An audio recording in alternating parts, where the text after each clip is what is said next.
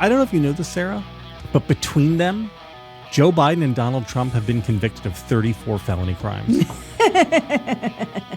It's true. Hello, everyone. It's JVL here with my best friend, Sarah Longwell, publisher of the Bulwark. Sarah, happy Friday. Steve Bannon told to report to jail on July 1 to celebrate America's birthday. I want to talk a little bit about Bannon and some China stuff later because I wrote about it this morning for the newsletter. You would want to talk about Biden in Normandy, giving a big speech, doing presidenting in a way that doesn't embarrass America. Well, he's there's some interesting stuff going on. I want to talk about Bannon. Bannon sounds a little more fun. Biden's giving a normal speech, but like Reagan gave this speech, right? Reagan went to the hills of Normandy and gave a speech about why America's role in the world. And that's what Biden's doing too. And I just think Biden's purposeful attempt to mirror Reagan and to make a similar pitch for democracy at such a, I guess, hallowed place, a place of real significance. I don't know. That's I think that's a good move, and I also think it's just interesting. I was on CNN this morning. We were talking about it because they were doing like a preview, and it really is kind of just upside down. And it does, sometimes, this is where, especially in foreign policy. Yeah. Did you see her Tommy Tuberville? Yeah, I did. This week?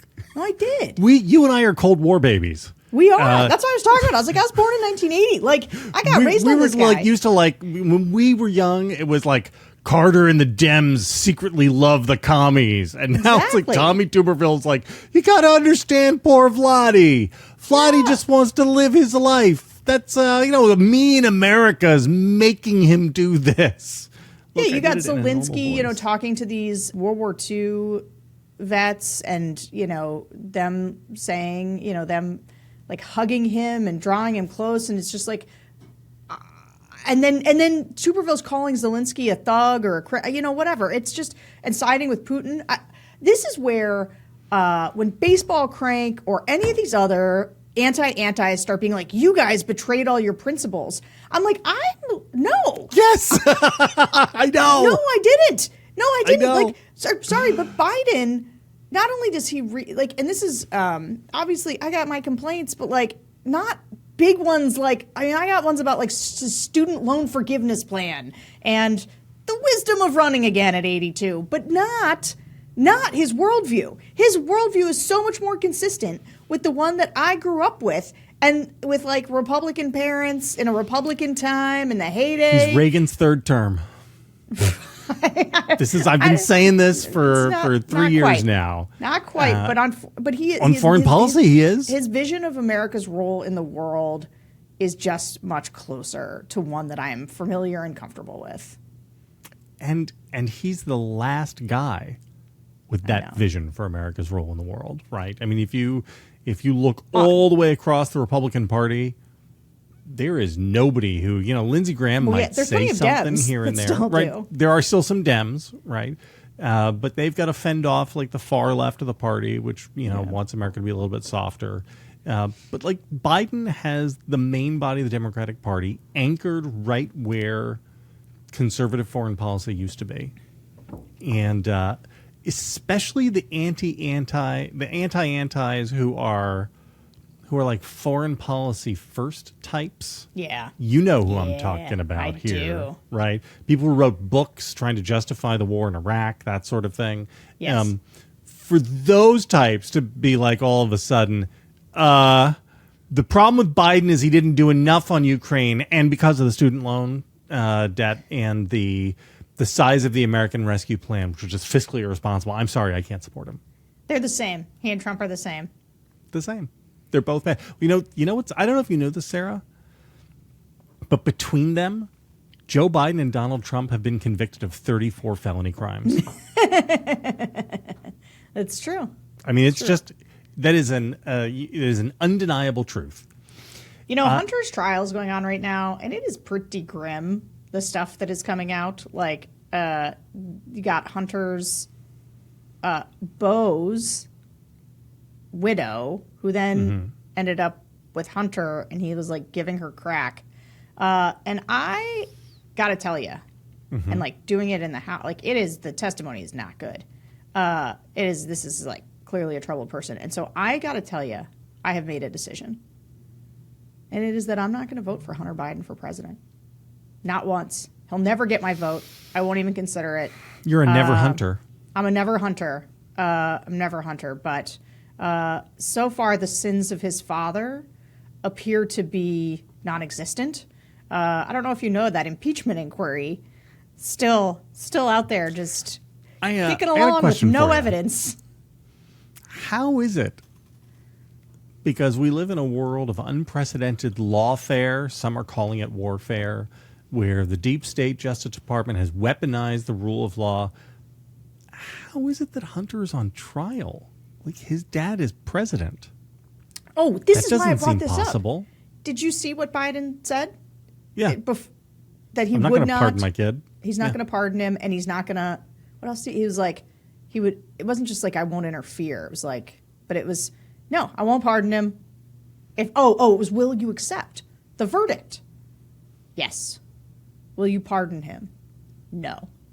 How is that possible? I know. I'm assured he is part of the Biden crime family. The Biden crime family, he would pardon him. One more thing about the D-Day thing. Did you see Macron's welcome of Biden? No. So Biden shows up and Macron is there, and Macron walks up and shakes his hand and then embraces him. And it's that one guy's of these, a hugger. He is a hugger, and Biden's a hugger too. Yeah, love it. But the split screen of that and the Trump-Macron, do you remember, like, handshake, death grip, like, attempt to out-alpha each other? Do you remember this? There's a famous, like Trump wouldn't let go of his hand because it was trying to, like, oh, I'll show you, I may be old and gelatinous, but I'm still the alpha dog.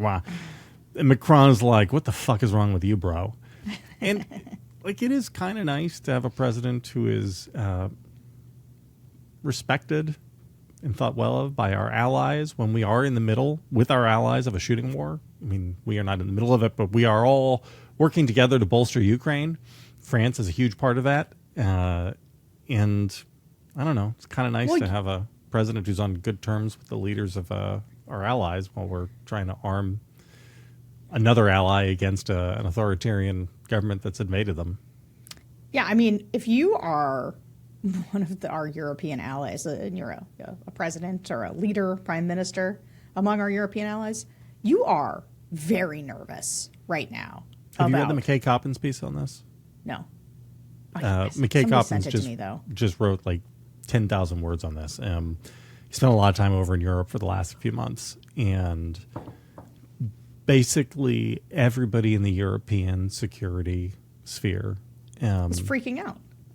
Well, they're freaking out because they think that Americans have lost their fucking minds. Yeah, right.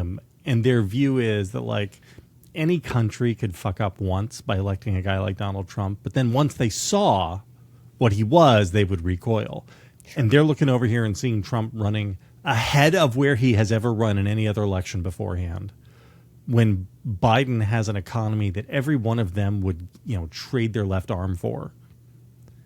And they just don't understand America all of a sudden. They're like, what the hell? Welcome to the party, pal. Your country has had a nervous breakdown or something. And I mean, there is a real geostrategic consequence of this, which is that at some point they may decide that they have to start preparing for a post-American order. That won't be good, right? Because what that means is much larger defense budgets over there, which means lots more weapons, which means, like, I don't know, we all saw the 20th century, right? It's not great when the European powers don't have a counterweight holding them together. And it's like nobody over here understands any of that. They're just like, well, I don't know. He got convicted of a bunch of felonies, so now I have to crawl over broken glass to vote for him. Thank you, anti-Trumpers. You guys are the best. What were we going to talk about? That was none of that was even on our list. Steve Bannon going to jail. Oh, let's talk about that. Hey, Sarah, there's more show. Oh, there is? Yeah. Are we still talking? We have more talking? Yeah, we're still talking. The talking goes on. But that's only for the people who are inside the Velvet Rope, the Bulwark Plus members. Oh, they got to subscribe. Yeah. Tell them to subscribe. Tell the people, You should subscribe, Sarah. Guys. Why wouldn't you subscribe? You get all kinds of things. You get some extra me and JVL. You get some extra me and George Conway. You get JVL's Triad. It's one of the best things the Bulwark offers. I read it at least once or twice a week. Yes. Go and subscribe. We'd love to have you.